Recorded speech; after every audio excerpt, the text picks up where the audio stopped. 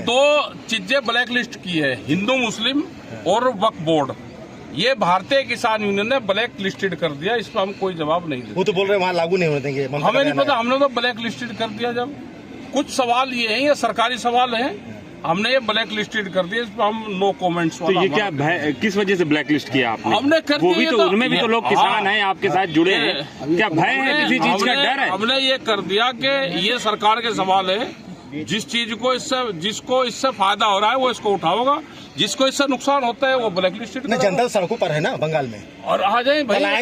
देखो बंगाल में है। सरकार इनकी नहीं है तो ये सड़कों पर होंगे, जहाँ दूसरे की सरकार होगी। पंजाब में इनकी नहीं है तो पंजाब में माहौल खराब है, तो भाई सरकारी लोग हैं, करवाते रहेंगे। कानून व्यवस्था पे क्या है यूपी ना सब लोग? ठीक हो गया, बोल रहे भैया, ला हमें दो, छोड़ो यार, दोनों हाथ से फोन पकड़ो। बहुत सही है,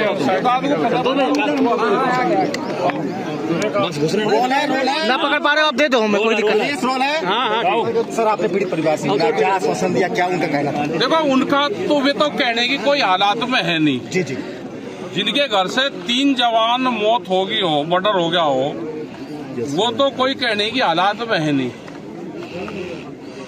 ये तो यहाँ के समाज को देखना, जो किसान संगठन है उसको देखना, यहाँ के पुलिस को और प्रशासन को देखना, 4 लोगों को देखना पड़ेगा। यहाँ का जो पॉलिटिकल आदमी है उनको यहाँ पे आना चाहिए सबको। यहाँ का कोई विधायक हो, एमपी हो, अगर वे नहीं आ रहे हैं तो इसका मतलब वे इनके साथ नहीं, जो मर्डर करने वाले उनकी सपोर्ट कर रहे हैं। जो यहाँ पे आ जाएगा वो अपनी क्लीन चिट लेता जाओ।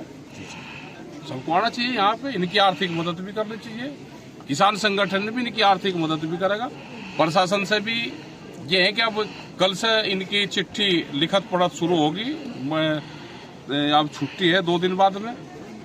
अधिकारियों से बातचीत हुई भी है हमारी लखनऊ भी, उन्होंने आश्वासन दिया कि जो कमी है उसको पूरा करेंगे। सिक्योरिटी पर्पज से बात होगी। कोई आरोप भी लगाया? कोई आरोप क्या लगाना? आरोप तो मर्डर हुई रही। कल आपके आने दिन थानेदार और हल्का इंचार्ज को निलंबित किया गया। ये तत्कालिक घटना से शायद उनका लेना देना न रहा हो, लेकिन पूर्व के कई थानेदार उनको लगातार संरक्षण देते रहे। उनके वीडियो हैं। रक्षाबंधन के दिन इसी तरह का हमला किया गया, लाठी डंडों से पीटा गया, ग्रामीण पहुंचे। वो हम लेंगे, अगर कोई भी पुलिस प्रशासन इस तरह का लिप्त है उसमें तो यहाँ से जाएगा। परिजनों की क्या मांगे थी? परिजन जो है अब तक की प्रशासन की कार्रवाई से संतुष्ट नजर नहीं आ रहे हैं। आपका संगठन कैसे उनकी मदद करेगा? परिजनों की तो मांग ये रहती है कि भाई तुरंत फांसी हो, ये हो, मकान टूटे, ये उनकी रहती है, सभी की रहती है, इनकी नहीं। लेकिन कानूनी कार्रवाई क्या कहती है उसमें? कानून क्या कहता है?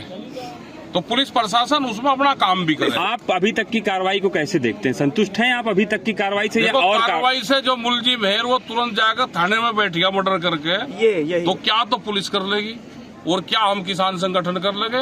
एक आध दिन का हेर फेर होता, अब कम से कम वो भाग जाता, पुलिस जाती पकड़ के, उसे एक आध दिन छुपा कर रखती। अब जो जाके वीडियो के सामने थाने में बैठ गया तो क्या तो उसका पुलिस कर लेगी? FIR से पहले ही मर्डर कर जाकर थाने में बैठ गया, CCTV कैमरे के सामने। इसका मतलब उसको किसी का संरक्षण? बिल्कुल संरक्षण होगा, इसकी जांच होनी चाहिए।